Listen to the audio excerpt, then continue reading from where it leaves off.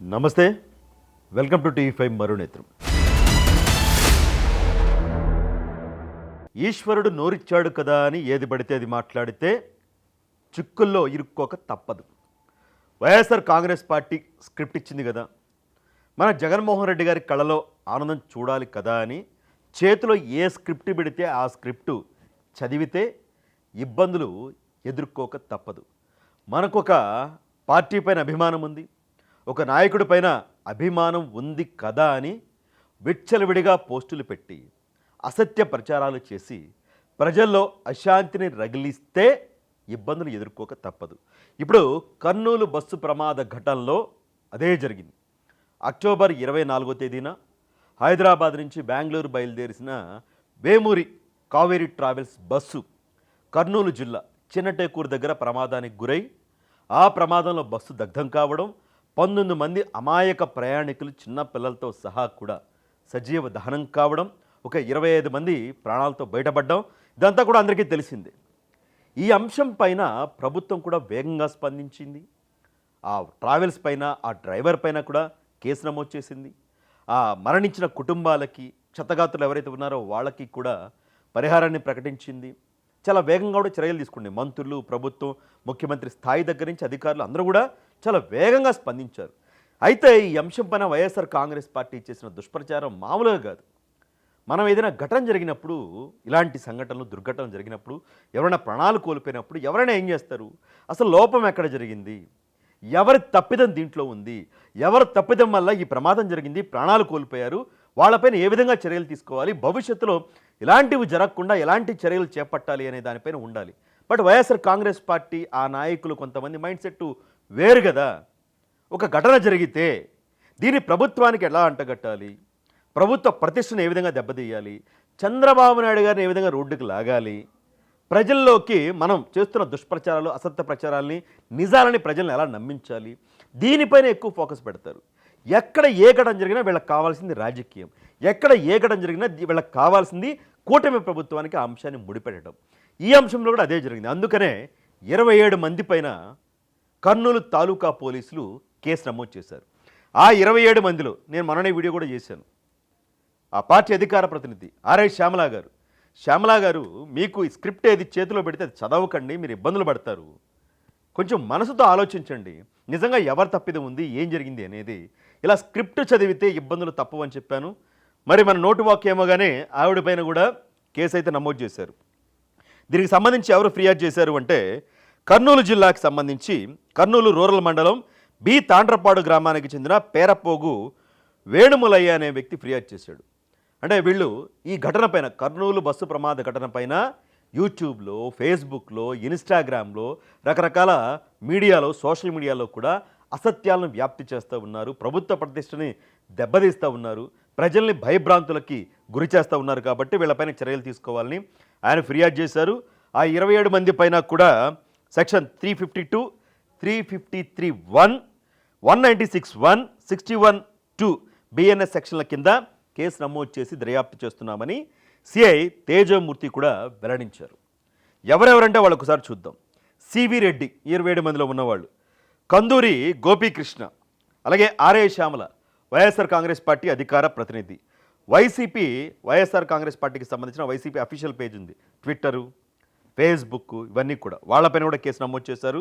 అలాగే YouTube channel యువా TV అని ఆ ఛానల్, కుమార్ రెడ్డి ఆవుల, డాక్టర్ చిరంజీవి, జగనన్న కనెక్ట్స్ అనే ఒక ట్విట్టర్ అకౌంట్, రాహుల్, దర్శన్, రామ్, శ్రీధర్ రెడ్డి అవుతూ, ఈయనపైన చాలా కేసులు ఉన్నాయి, మరేందో ఈయన మారడు.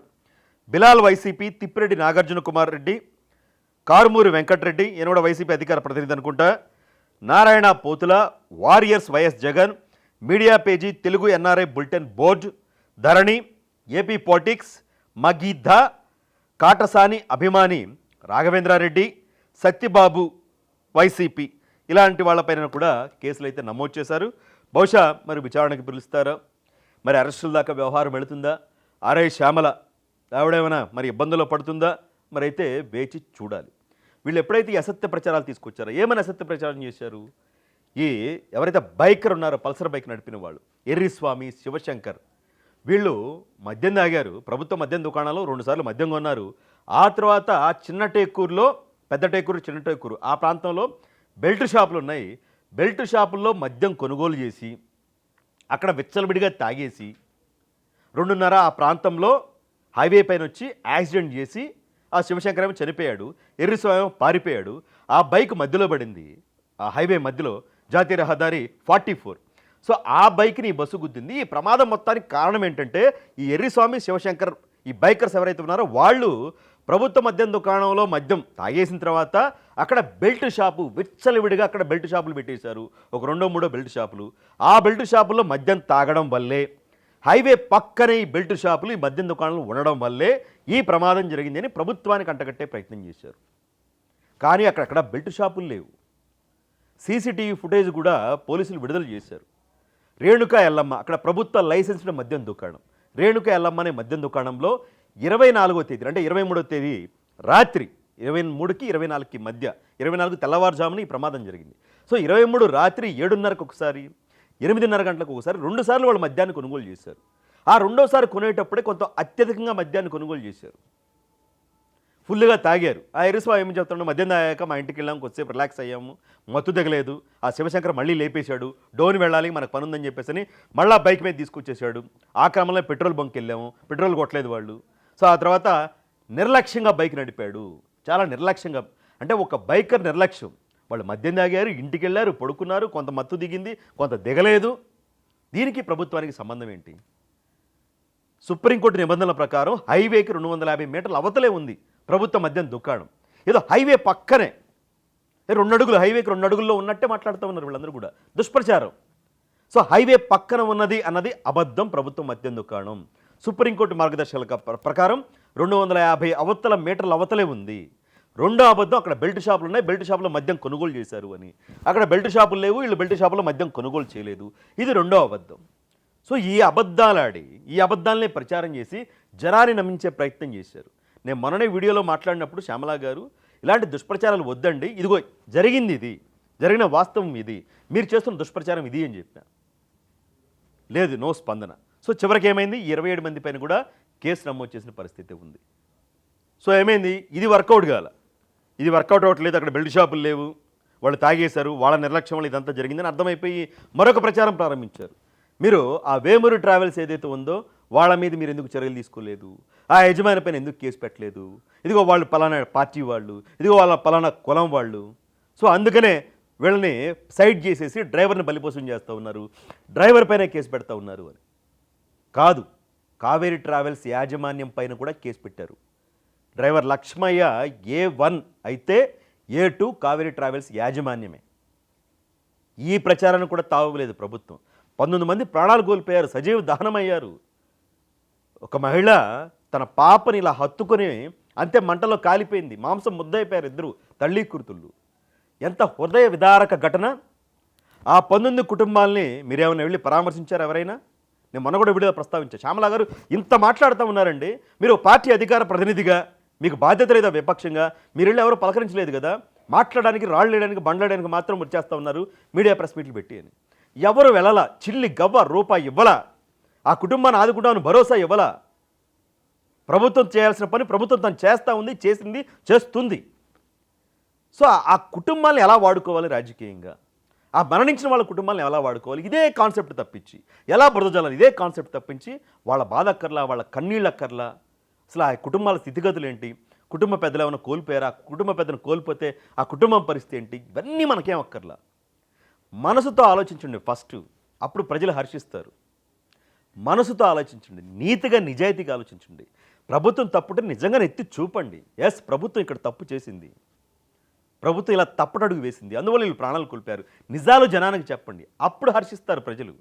నిజమేంటో అబద్ధమేంటో టీడీపీ కన్నా, జనసేన కన్నా, వైసీపీ కన్నా, ఇతర పార్టీల కన్నా, మీడియా కన్నా, నాకన్నా ప్రజలకు ఇంకా బాగా తెలుసు. ప్రజలు నిజమేదో అబద్ధమేదో చాలా బాగా బేరీజు వేసుకోగలరు, చాలా బాగా అంచనా వేయగలరు. ఇంకా ఆంధ్రప్రదేశ్ ప్రజలు, ఏ ప్రజలైనా సరే, రాష్ట్రంలో తెలంగాణలో కానీ దేశంలో కానీ ఇంకా పిచ్చివాళ్ళు, మనం ఏది చెప్తే అది నమ్మేస్తారు. మన చేతిలో సోషల్ మీడియా ఉంది, మన చేతిలో మంచి స్క్రిప్ట్ రైటర్లు ఉన్నారు, బాగా రాస్తారు సినిమా కథల్లాగా అనుకుంటే మాత్రం పప్పులో కాలేసినట్లే. అదే జరిగింది ఇప్పుడు కర్నూలు బస్సు ప్రమాద ఘటనలో. వీళ్ళు చేసిన అసత్య ప్రచారానికి, ఆ YCP social media handles, YCP social media కార్యకర్తలతో పాటు ఈ కారుమూరి వెంకటరెడ్డి అధికార ప్రతినిధి, అలాగే ఆర్ఎస్ శ్యామల ఇలాంటి వాళ్ళపైన కూడా కర్నూలు తాలూకా పోలీసులు కేసు అయితే నమోదు చేశారు. కేసు నమోదు చేయడం వల్ల ఇలాంటి దుష్ప్రచారాలు చేసే వాళ్ళ నోళ్ళు మూతపడతాయి నేను అనుకోవటంలా. ఇప్పటిదాకా చాలామంది సోషల్ మీడియా సైకోల్ని కేసులు పెట్టారు, అరెస్ట్ చేశారు, జైలుకి వెళ్ళారు, వచ్చారు. ఏమైనా తగ్గిందా దుష్ప్రచారం? ఏ మాత్రం తగ్గలేదు. సో వీళ్ళు మరింత రెచ్చిపోతూ ఉన్నారు. సో మరి ప్రభుత్వం ఏం చేస్తుందో, పోలీసులు ఏం చేస్తారో వేచి అయితే చూద్దాం. ఇప్పుడైపోయినా కర్నూలు బస్సు ప్రమాద ఘటనలో ఈ శ్యామల లాంటి వారు వైసీపీ వాళ్ళు చేసిన దుష్ప్రచారం పైన, ఈ 27 మంది కేసు నమోదు చేయడం పైన కూడా మీ అభిప్రాయాన్ని తెలియచేయండి.